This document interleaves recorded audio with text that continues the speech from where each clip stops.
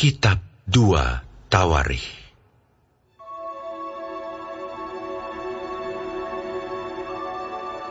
Salomo, anak Daud, menjadi kuat dalam kedudukannya sebagai raja. Tuhan Allahnya menyertai dia dan menjadikan kekuasaannya luar biasa besarnya.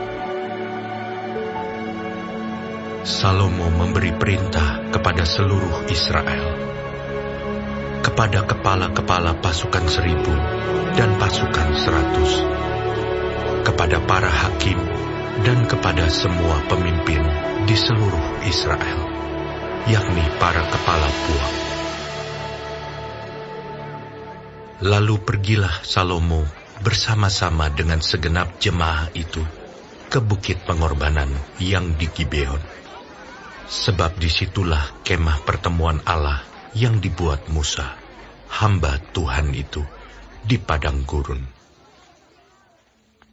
Tetapi Daud telah mengangkat tabut Allah dari Kiryat Yearim ke tempat yang disiapkannya bagi tabut itu, sebab ia telah memasang kemah untuk tabut itu di Yerusalem. Namun mezbah tembaga yang dibuat Bezaleel bin Uri bin Hur masih ada di sana, di depan kemah suci Tuhan. Maka kesanalah Salomo dan jemaah itu meminta petunjuk Tuhan. Salomo mempersembahkan korban di sana, di hadapan Tuhan, di atas mezbah tembaga yang di depan kemah pertemuan itu. Ia mempersembahkan 1000 korban bakaran di atasnya. Pada malam itu juga, Allah menampakkan diri kepada Salomo dan berfirman kepadanya, "Mintalah apa yang hendak kuberikan kepadamu." Berkatalah Salomo kepada Allah, Engkaulah yang telah menunjukkan kasih setiamu yang besar kepada Daud ayahku, dan telah mengangkat aku menjadi raja menggantikan dia. Maka sekarang, ya Tuhan Allah, tunjukkanlah keteguhan janjimu kepada Daud ayahku, sebab engkaulah yang telah mengangkat aku menjadi raja atas suatu bangsa yang banyaknya seperti debu tanah. Berilah sekarang kepadaku hikmat dan pengertian, supaya aku dapat keluar dan masuk sebagai pemimpin bangsa ini. Sebab siapakah yang dapat menghakimi umatmu yang besar ini?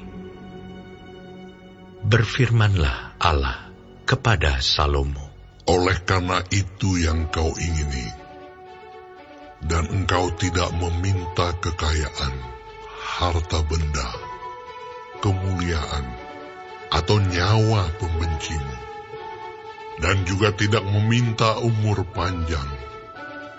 Tetapi sebaliknya engkau meminta kebijaksanaan dan pengertian untuk dapat menghakimi umatku yang atasnya aku telah merajakan engkau.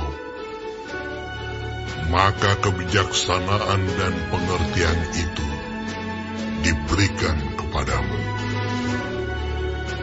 Selain itu, aku berikan kepadamu kekayaan, harta benda dan kemuliaan, sebagaimana belum pernah ada pada raja-raja sebelum engkau, dan tidak akan ada pada raja-raja sesudah engkau. Lalu pulanglah Salomo dari bukit pengorbanan yang di Gibeon itu, dari depan kemah pertemuan ke Yerusalem, dan ia memerintah atas Israel. Salomo mengumpulkan juga kereta-kereta dan orang-orang berkuda, sehingga ia mempunyai 1.400 kereta dan 12.000 orang berkuda, yang semuanya ditempatkan dalam kota-kota kereta dan dekat raja di Yerusalem. Raja membuat banyaknya emas dan perak di Yerusalem, sama seperti batu, dan banyaknya pohon kayu aras, sama seperti pohon ara yang tumbuh di daerah bukit. Kuda untuk Salomo didatangkan dari Misraim dan dari Kewe. Saudagar-saudagar raja membelinya dari Kewe dengan harga pasar. Sebuah kereta yang didatangkan dari Misraim berharga sampai 600 sikal perak, dan seekor kuda sampai 150 sikal. Dan begitu juga melalui mereka dikeluarkan semuanya itu kepada semua raja orang Het dan kepada raja-raja Aram.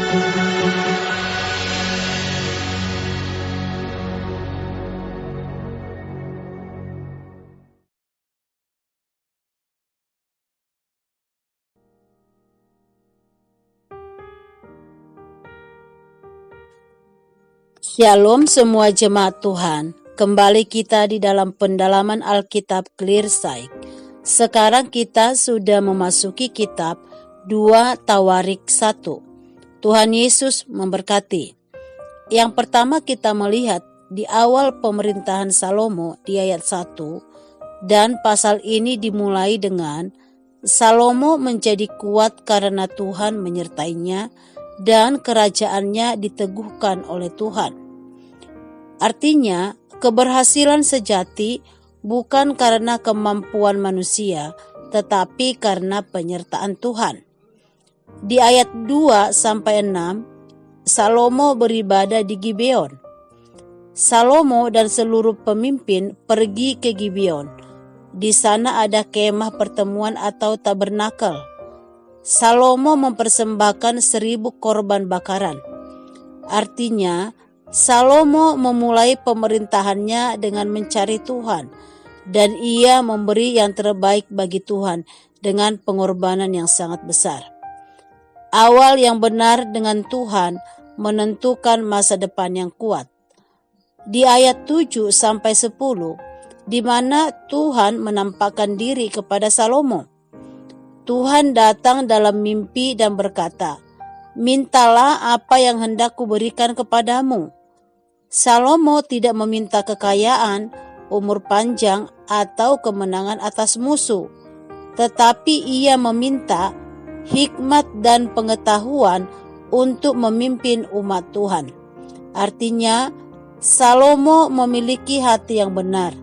Ia memikirkan tanggung jawab, bukan kepentingan pribadi. Tuhan berkenan pada hati yang mengutamakan panggilan, bukan kepada ambisi pribadi.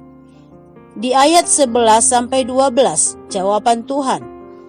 Tuhan berkenan karena permintaan Salomo, dan Tuhan memberi hikmat dan pengetahuan, serta kekayaan, kemuliaan, dan kehormatan menjadi bonusnya.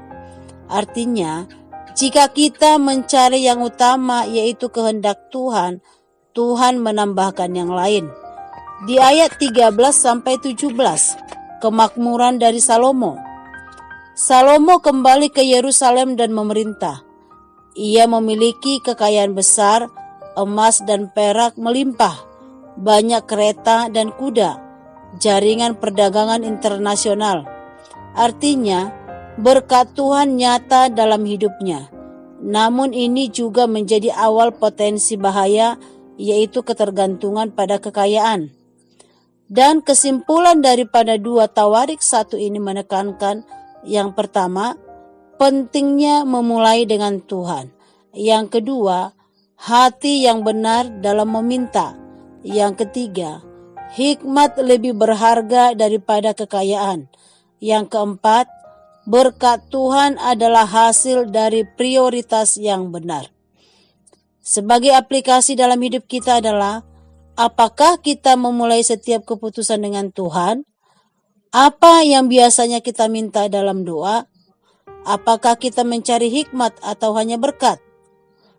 Jadi, kunci daripada pasal ini adalah, carilah Tuhan dan hikmat-Nya, maka hidup kita akan diarahkan dengan benar. Amin. Tuhan Yesus memberkati.